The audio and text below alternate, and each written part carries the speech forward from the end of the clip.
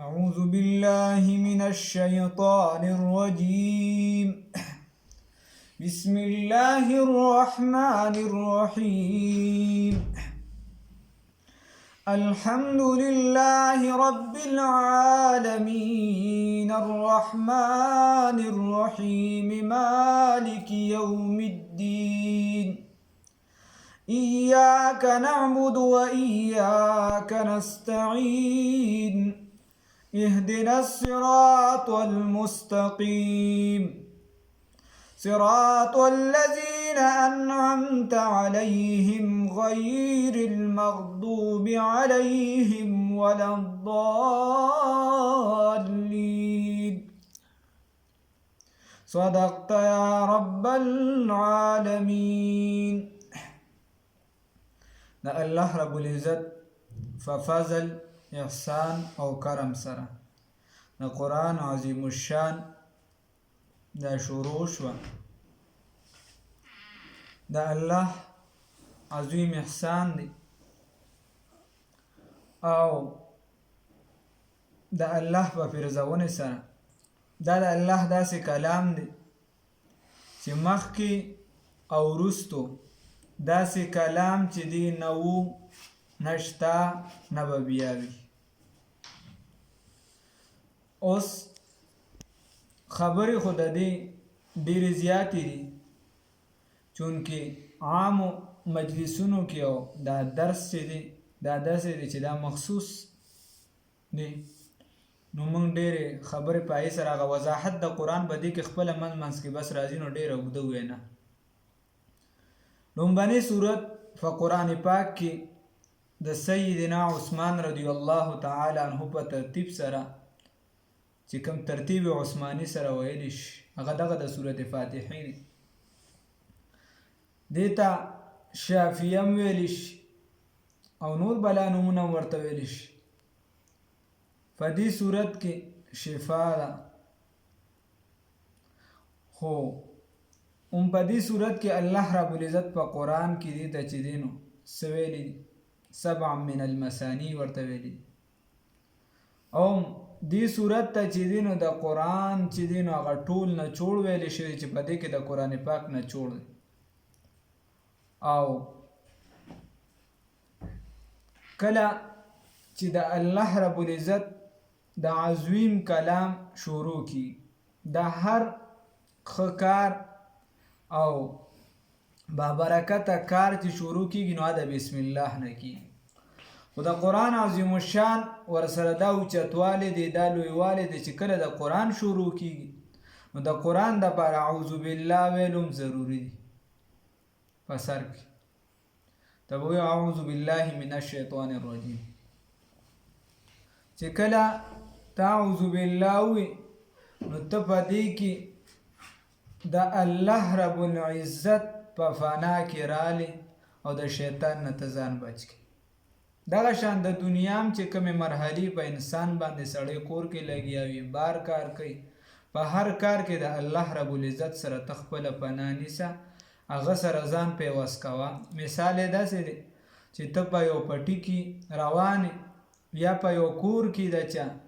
او تا باندې غل درشي یا بل څوک درشي زورور کس درشي او ته ډایرک اواز وکړې چې پلانکیه راځه یا پلانکیه مالکه راشه نو تا هغه مالک ته اواز وکړې دکه شان دا هر څه چې دي دا د الله رب العزت دي ته الله رب العزت ته اواز وکړه چې خدایه پاکه د دې شیطان نه مې بچ کړه. نو معنی یې داسې ده چې اعوذ بالله زه پناه نیسم په الله رب العزت سره من الشیطان الرجیم د شیطان رټلی شوي نه. رټلی دا چونکې دی کوشش کوي یا اسمان ته چې کله د ورختلو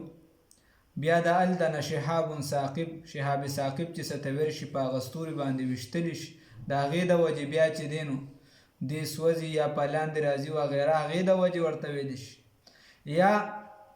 د الله رب العزت د رحمت نه لرې دی د الله نافرماني یې کړې د الله حکم یې نه دی منلی د الله د رحمت نه لرې دی د دې وجې چې دی دته شیطان ویلی شي د الله د رحمت نه د لرېوالي د وجې چې دی نو دته شیطان ویلی شي. د الله د رحمت نه لرې دی. نو معنی به یې داسې شي، خیال ورته اعوذ بالله، زه پناه نیسم په الله رب العزت سره، من الشیطان الرجیم، د شیطان رټلی شوي نه. بیا چې کله د قرآن پاک شروع کیږي او د هر ښه کار شروع کیږي، د هر ښه کار شروع کیږي،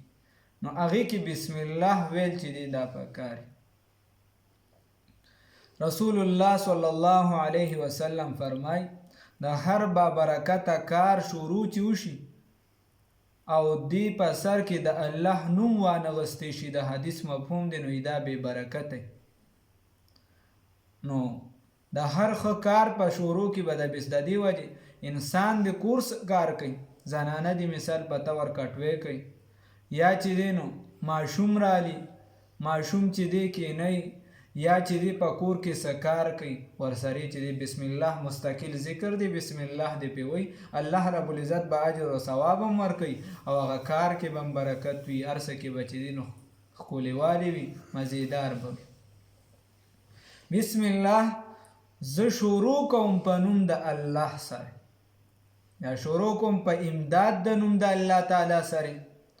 یا شروع کوم په برکت د نوم د الله تعالی سره. الرحمن چې عام رحم کوونکی. په دنیا کې الله رب العزت کافر لم رزق ورکوي، مسلمان لم ورکوي، په کافر هم رحم کوي، په مسلمان هم رحم کوي، عام رحم کوونکی دی. او الرحیم خاص رحم کوونکی دی په آخرت کې چې هغه په مسلمانانو باندې. یا نو دغه معنی شو الرحمن چې رحمان الدنیا او الرحیم الاخره. بسم الله شروع کوم په نوم د الله رب العزت سره، الرحمن چې عام مهربانه دی، الرحیم چې خاص رحم کوونکی. اعوذ بالله زه پناه نیسم په الله رب العزت سره، من الشیطان الرجیم، د شیطان رټلی شوي نه. او بسم الله شروع کوم په نوم د الله، یا که داسې مو وایي په برکت د نوم د الله تعالی.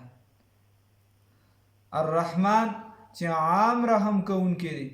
الرحیم چې خاص رحم کوونکی دی. ما تاسو ته ووایي چې بیا د قرآن پاک دغه صورت د قرآن ابتدا چې د څه نه کېږي، د څه نه شروع کېږي، هغې کې به لږ شانتي ووایو. هغه هم د الله لومبنی الله د خپل وحدانیت درس ورکوي. الله وایي ای بنده ته ما وپېژنه، ته ما پیدا کړې، ته زما بنده یې، زما نه بل خوا مه خوځه. نو الله رب العزت وایي الحمد ټول صفتونه د خدایتوب لله خاص الله لري. ګوره الله رب العزت ژوندی دی، داسې بل کس ژوندی نشته، په بل کس مرګ راځي یا مخکې د سرونه، او الله رب العزت د مخکې نه مو او بیا به هم وي. ذاتي ژوند الله ته حاصل، داسې نور د الله صفات دي. نو الحمد ټول ثنا صفتونه یا ټول صفتونه د خدایتوب دواړه معنی صحیح دي. لله خاص الله لره دي، رب العالمین چې تربیت کوونکی د تمام عالم دی، چې رب تربیت کرنے والا، تربیت کوونکی، عزتمند. لومبنی ګوره الله رب العزت تا ته فرمای چې ای بنده ستا تربیت ګورې زه کوم، زه ستا پروردګار یم، زه دې پرورش کوم. که رب کریم دې پرورش نه کوي، الله رب العزت رزق نه درکوي، نو بیا ته هیڅ هم نشي کولی. نو الله رب العزت لومبنی. او بیا رب العالمین د تمام مخلوقاتو، صرف مسلمانان یاد نه کړه، صرف انسانان یاد نه کړه، صرف یو مخلوق خاص نه کړه، هر یو شي، که هغه جنات دي، که انسانان دي، که هغه پیریان دي، که هغه ورپسې چې دي نو حشرات الارض دي، که ملائکه دي، که هر څه دي، الله رب العزت وایي زه د دې تربیت کوونکی. الحمد ټول صفتونه د خدایتوب لله خاص الله رب العزت لره دي، رب العالمین چې تربیت کوونکی د تمام عالم دی. الرحمن چې عام رحم کوونکی دی، الرحیم چې خاص رحم کوونکی. خبره پکې مخکې تېره شو. بیا الله رب العزت فرمای تربیت دې زه کوم، تربیت تی زکم. نو چې تربیت تی زکم دا ولی دی کوم دنیا کې می پیدا کړي نو الله رب العزت وی چې تربیت تی زکم رزق ز در کوم نو یو ورځ دا د هغې دپاره ته تیاری وکړه هر څه د الله زه در کوم ته د هغې ورځ دپاره تیاری وکړه مالکي الله خپل صفت بیانوي چې بل الله څنګه ذات یو تربیت کوونکی دی د عالم تربیت کوي او بل چې دی رحمان دی رحیم دی بل مالکي یوم الدین خداوند د ورځې د جزا دی اختیارمند اختیار ورته حاصل دی څنګه چې مثال په طور په کور کې د چا یو شی وي هر یو شی بالغ وي یو څه وي بل څه وي دا د په اختیار کې چې څه کوي څه ترې جوړوي دی ترې جوړولی شي او الله ده ته خو لا داسې الله ته خو بلکل اختیار دی کلو اختیار دی څوک یې مخه نشي والی اختیارمند دی مالک دی اختیارمند دی لکه انسان دی په ده باندې چې دی په انسان باندې چې دی مرګ نه راغلی او د یو د څوک دا نه غواړي چې زما په بچي باندې د مرګ راشي پلار یې ژوندی وي او په زوی باندې الله رب العزت مرګ راولي نو آیا د بچي د پلار یې داړه غواړي نه غواړي اختیار چا سره دی الله سره دی نو مالک یوم الدین اختیارمند دی د ورځې د جزا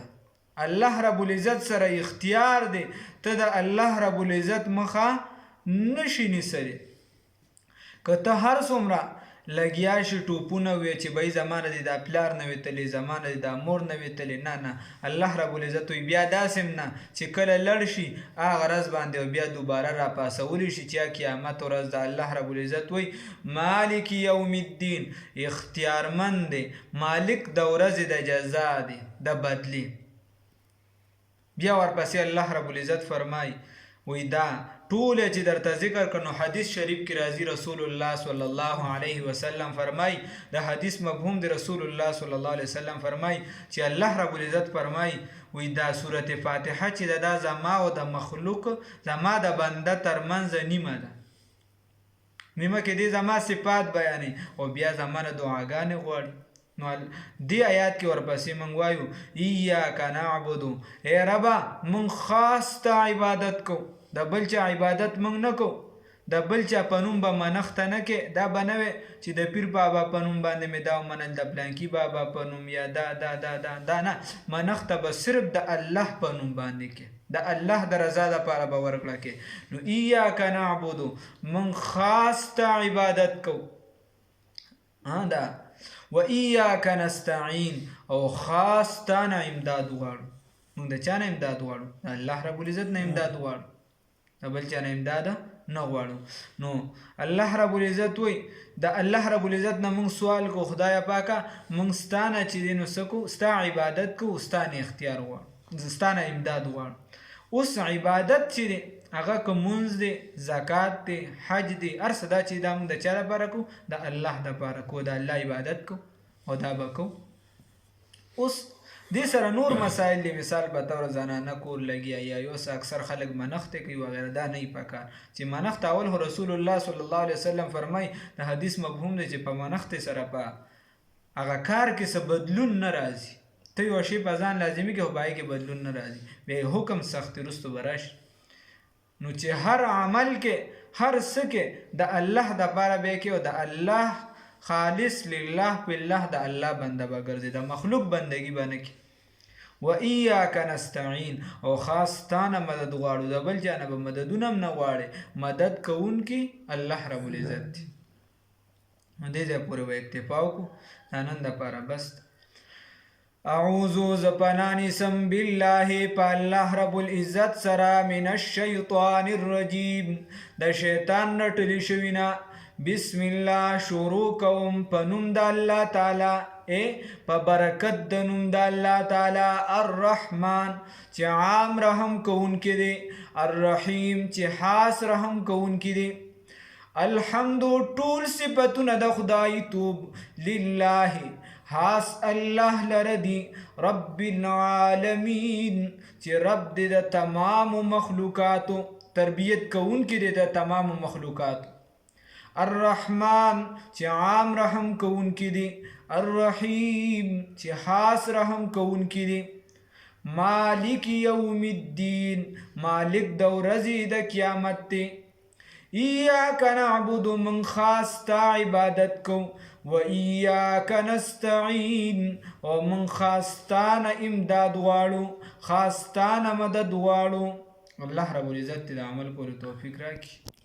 او الله رب العزت اخلاص او للهیت را نصیب کړي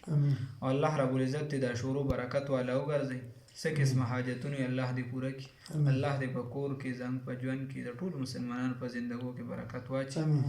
الله دې قرآن سره نږدې الله دې قرآن سره یوځای او الله دې پرې راته عمل کولو توفیق را نصیب وګرځي صلی الله تعالی علی خیر خلقه محمد وعلى آله وصحبه اجمعین